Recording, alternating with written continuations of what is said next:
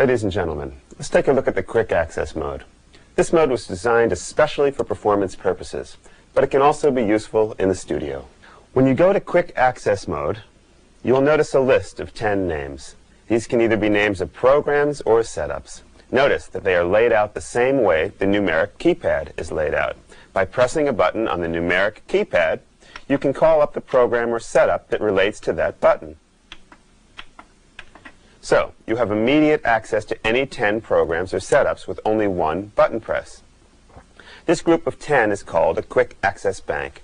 You can have up to 255 banks. The name and number of the bank is on the top line. You can use the channel bank buttons to move through the different banks. You can also go directly to a bank by pressing either the plus, minus, or the clear button on the numeric keypad. You can then type in the bank number and hit OK or Enter. Creating your own bank is simple. Just press Edit.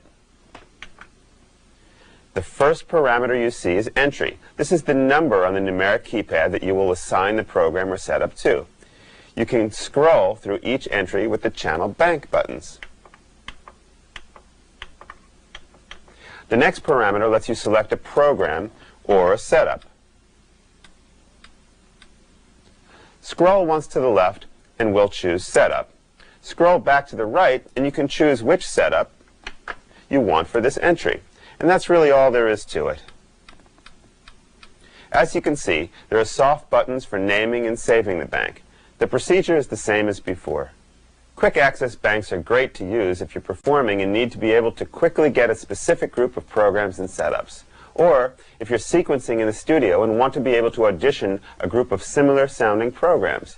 You can assign them to one QA bank and then switch easily between them while you run your sequence.